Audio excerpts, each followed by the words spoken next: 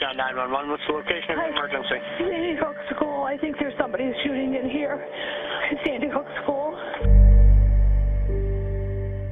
On December 14th, 2012, I received a phone call from the school. It was right after school had started that there was a shooting at one of the schools in the district. The worst grade school shooting in U.S. history, at least 27 dead, 20 children, 7 adults.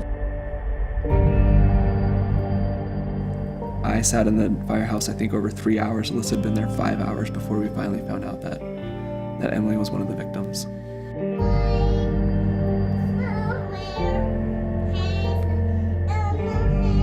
I got a call from some of our colleagues at a program in Connecticut that we had trained 20 years prior, saying, we think we're going to need your help. So I was asked to lead basically discussion groups. It was very memorable discussions about being able to be real and being able to be with people who will listen to your pain. We lived in Newtown for a year after the shooting happened, and then we moved here. So it was at that time that we reached out to the Dougy Center.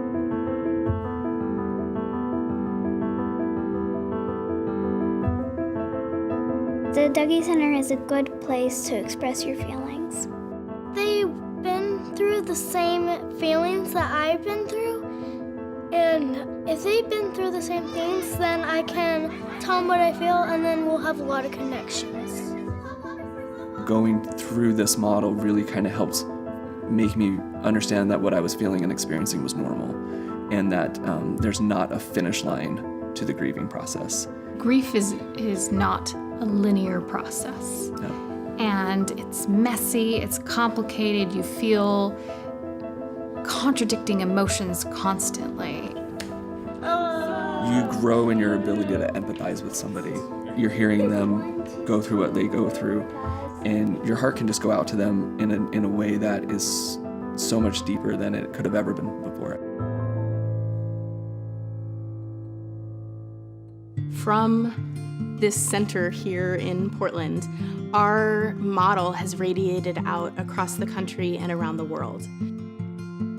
I think that the act of listening, the act of being heard, the act of feeling that you have been understood is, in and of itself, healing. Being willing to accept somebody else's help and accept somebody else's expertise gave me courage to keep taking one more step and keep giving me courage to take one more step. I remember thinking about my last interaction with Emily that had happened that morning. She came over and she pointed to these flowers that we had painted on her wall together. And she pointed to this one flower that was black with a pink center and then pink with a black center. And she said, "Mom, do you see these flowers?" I said, "Yeah." And she said, "There's a connection between them. Mom, connections are everywhere. They're all around us. Everything's connected."